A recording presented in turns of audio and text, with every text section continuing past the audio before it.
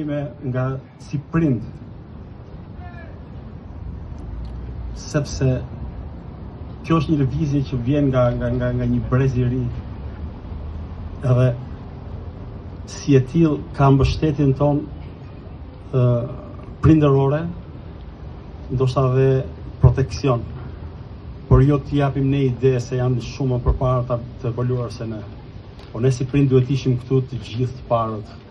Pra duhet t'i mbështesim, jo vetëm si koncept brezin e ri, po të mbështesim në atë parë fëmijët tanë, të ardhmen e fëmijëve tanë.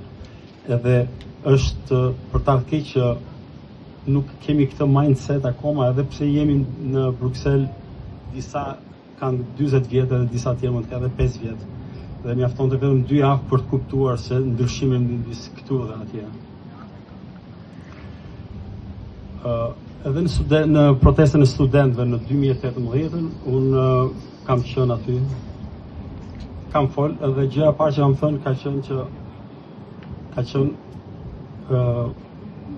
kam kërkuar falje personale, jo si brez, absolutisht si brez, neve dështuam për të sjell dhe për të garantuar fëmijëve tanë atë që thamë në 90-ën.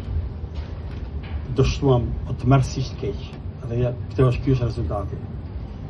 Por edhe si brez, po edhe personale e kisha, sepse isha me Galën, edhe me Galën bashkë folëm në atë protest. Gale ishte 13 vjeç, edhe kërkoj mori fjalën.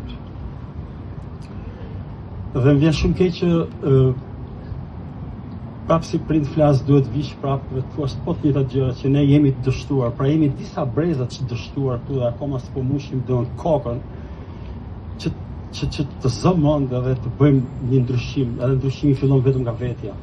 Qa prisni, të vinë këtu të shikoni 100.000 veta dhe adresohem të tjerëve, duhet të shohim ne këtu 1 milion veta që të vim, duhet të vim vetë me iniciativën tonë edhe me nevojën për të qenë dhe me nevojën për të shprehur, sepse ky është aplikimi i demokracisë.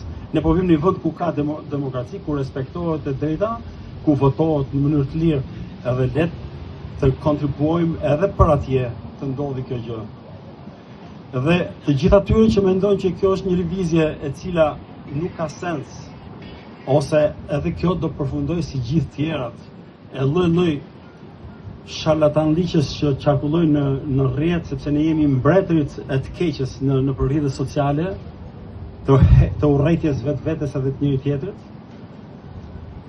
Unë i garantoj që kjo një lëvizje dhe sot mbyllet, ka bërë punën e vetë më të madhe ndonjëherë në historinë e vetë Shqipëria, mbas 90-s e sigurt, sepse tregoi një tjetër standard të mendimit edhe të vizionit të një brezi të ri mbi të gjitha. Vuri standarde tjera të cilat nuk është e nevojshme patjetër të rrëzojnë një pushtet, sepse është e vështirë, po them që edhe në rast se ndodh gjithçka nuk e uroj të gjë, ka sjell disa standarde shumë të larta që ne nuk shkojmë më mbrapa, nuk ka më kthim mbrapa, as aty ku ishim bile.